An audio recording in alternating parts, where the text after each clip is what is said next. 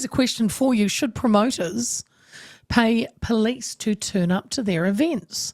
That is an idea from an Auckland MP who says he is concerned about the amount of time police are spending monitoring events rather than being on the beat in their communities.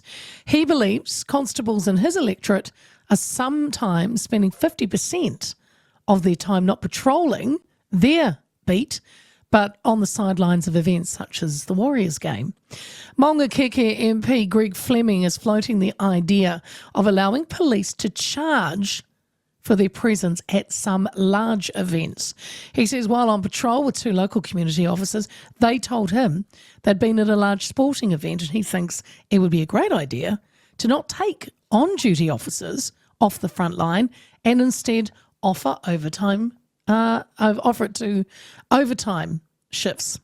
Fleming says the law change would only focus on large events and charge about $1 per ticket on an hourly basis. Now, the Police Minister, Mark Mitchell, is apparently on board with this. One organisation that thinks this idea could have dire consequences is the Free Speech Union, and CEO Jonathan Ayling joins me now. Jonathan, good to talk again. How are you? I'm well. Merry Christmas, Leah. And Merry Christmas, Jonathan, to you. Now, tell us, what is the issue you've got with this idea from this MP? Look, I can get where Greg is coming from. He sees a lack of capacity in police and says, do we really want them standing on the sidelines of rugby games when there are robberies and assaults that need investigating? I understand that.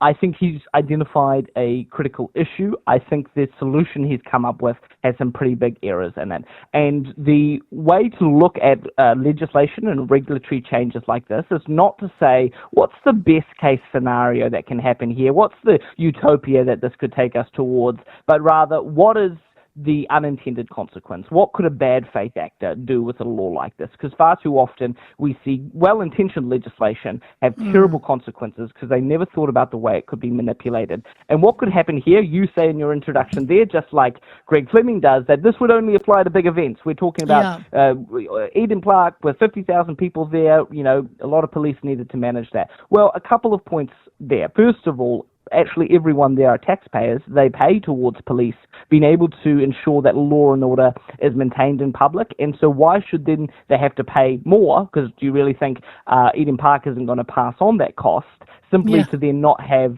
someone disrupt that game? This is part of what police do. This is what police are paid for already. And if we're not paying them enough, if we don't have enough police, if we're not allocating enough in finances, those are all serious issues. Privatizing police, though, and making private actors pay more for them is probably not the best way to do that. And the reason is the second thing. You say large groups.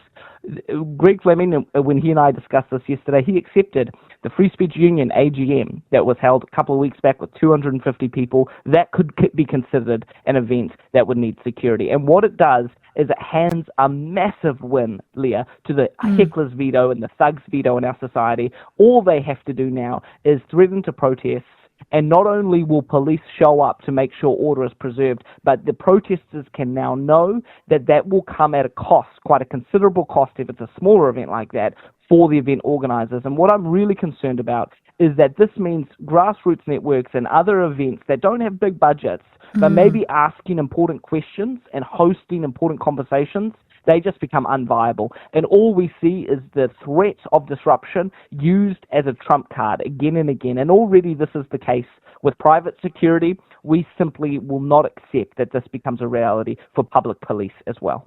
So just to make it clear, Jonathan, we could use an example, say, Speak Up for Women rally, right? If they've got to pay for police protection at one of their events, it could be, as you said, hijacked by the hecklers, the counter protest. It'll get out of hand.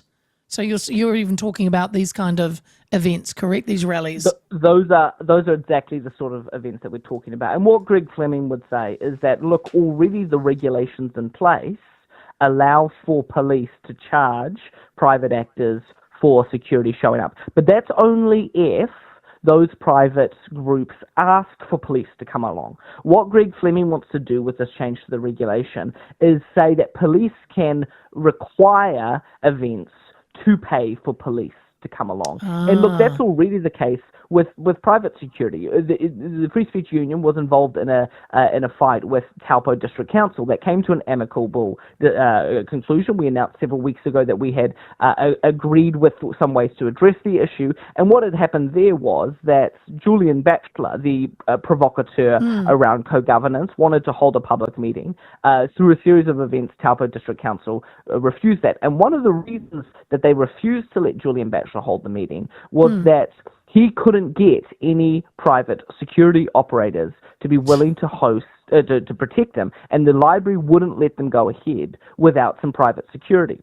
And so, to an extent, private security operators do have the right to pick and choose whose business they'll take. In this situation, that meant Julian Batchelor couldn't go ahead with his event. But imagine if that was the scenario with police, where police would either say, no, we're not going to provide security, so you can't go ahead with your event, or yes, we will, but we think there's going to be disruptors, we think people might get violent, so you have to pay quite a significant fee.